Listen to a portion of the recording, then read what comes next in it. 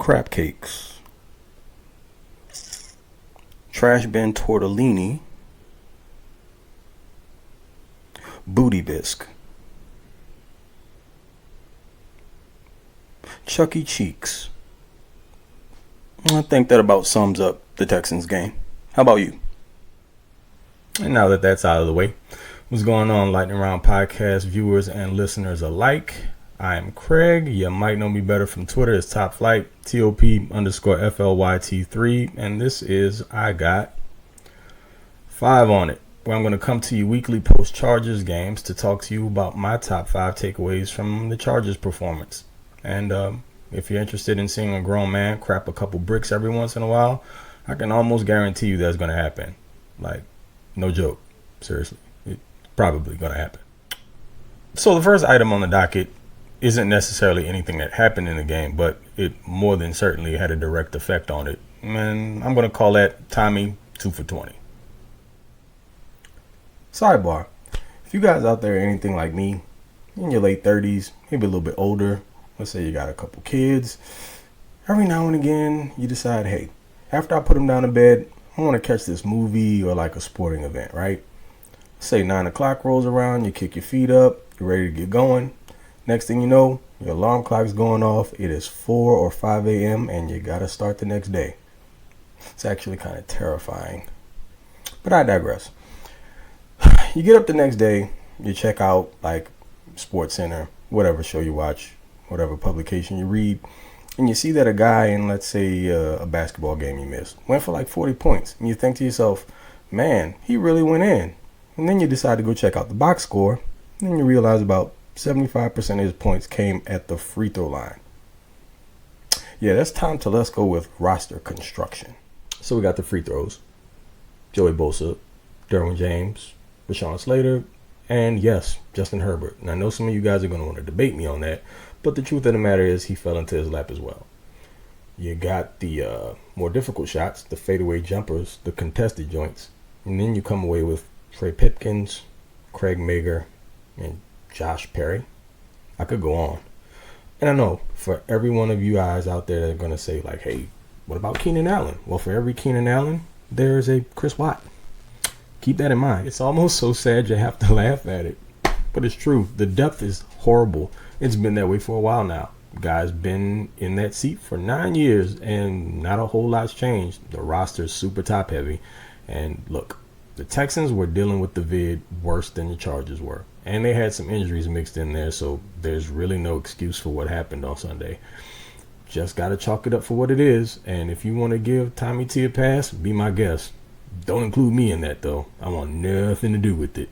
And number 2, we got to see the softer side of Brandon.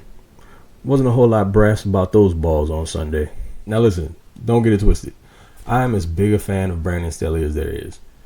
I will say that I was surprised by the fact that the offense was as conservative as it was on Sunday, though. When you got that many guys down on the defensive side of the ball and you're playing a team that's as poverty as the Texans are, then I fully expect you to go out there and put up points. Be aggressive. Make them uncomfortable. And Staley didn't really do his team any favors. Now, look, if you want to put that on Lombardi, fine. But you do know that Staley has say-so in that offense. I mean, if you watch that All-In episode, can't remember which one it was, you hear Staley calling up to Lombardi and saying, hey, 4th down, I want to go for this. So he has input. I mean, clearly, something he does. Now, I don't know how hands-on he is, but I think he could definitely tell Joe, look, I want to flip the switch and put it on these guys. That didn't happen this week, and I was a little disappointed in that. On to number 3, and that would be Justin Herbert and the curious case of the cover 2. Something ain't right. Oh my God, it's really a thing. It is. Look, Justin Herbert struggles against the cover 2. There's a large enough sample size now. It's been almost 2 years for us to make an educated assessment. That first pick he threw to Palmer was on a backside 8. It was splitting the safeties. Had he gotten the ball off on time, it was 6 points. But for some strange reason, when he sees 2, far too frequently, it forces him to hesitate. And he was a ticker too late getting the ball off, which resulted in an interception. Now, Had that been 6 points, there would have been a huge momentum shift. They probably go into half because I think that's around the time that happened, like a little bit before halftime, and they got something to ride with. And maybe the rest of the game goes a little bit differently. But man, the kids just got to keep improving on it. It's not something that can't be fixed. It's just taking them a little bit longer. So I'm sure he'll work on it. But for right now, it's happening at some very inopportune times. And it's really not pretty when it goes wrong. Now, number 4 is going to pain me to talk about because I warned y'all. But listen, nobody wanted to hear me out. So you get what you get. It's the wrong cook in the damn kitchen. Okay, so for those of you who don't know, I am a native New Orleanian. I live in Texas now, but I was born and raised in the Boot, which means I was exposed to a ton of Saints football because I come from a family of about 90% Saints fans. So imagine my formative years growing up watching them win a Super Bowl while my team wallowed in mediocrity. Made me tough though, so I appreciate that. Yeah, you got to be a tough SOB to be a Chargers fan, clearly. But in the last few years, what I was privy to was good old Jared Cook as the Saints tight end. And boy, they couldn't get him out of town fast enough. And so this offseason, when he popped up as an option, I wanted no parts of that. And I tried to warn y'all. I know it looked good on paper. The production was nice. But I watched firsthand this dude be allergic to key and clutch moments. It's just not something that he gravitates towards. Literally, like, I don't think he can. It's like a glitch.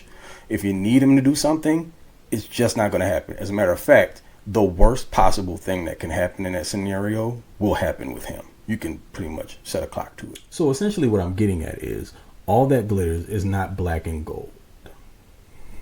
Wait, that didn't work out the way that I thought it would. All right, so scratch that.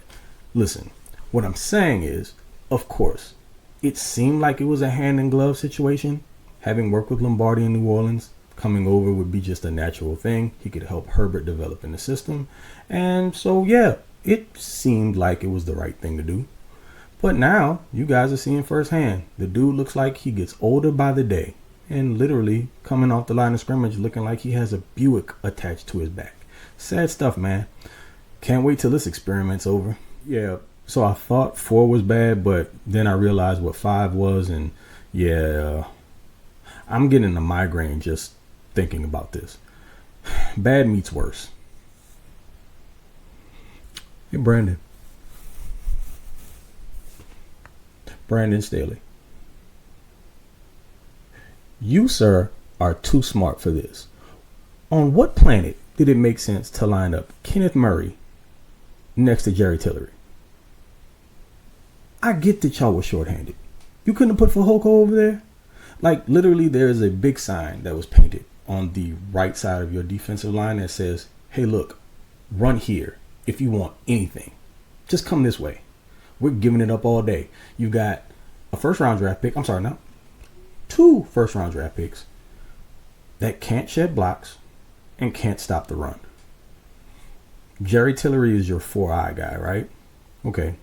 Let's just say he's your developmental pass rusher. At least you kind of have an idea of what you want to do with him. Kenneth Murray doesn't have a home currently. What does he do? What's the purpose? He's not an off-ball inside linebacker because he doesn't have the instincts for it and he can't shed blocks.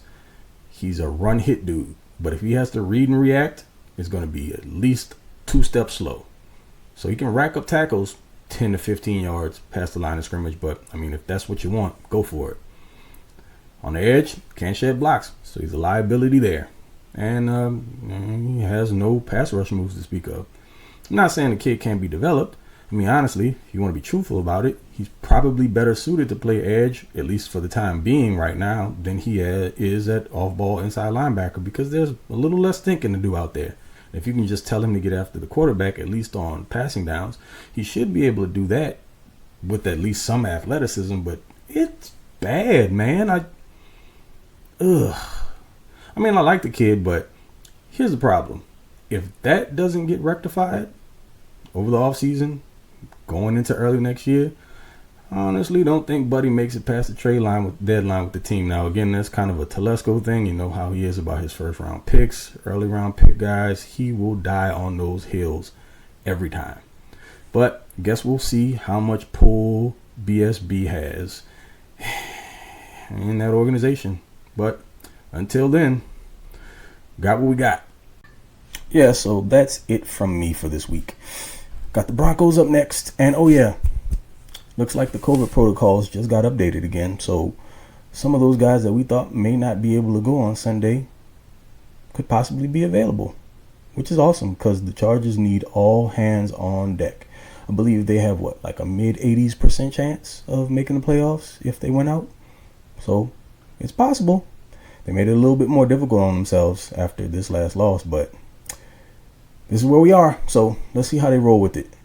But either way, win or loss, I got 5 on it. So I'll catch y'all next time. I'm out. It on.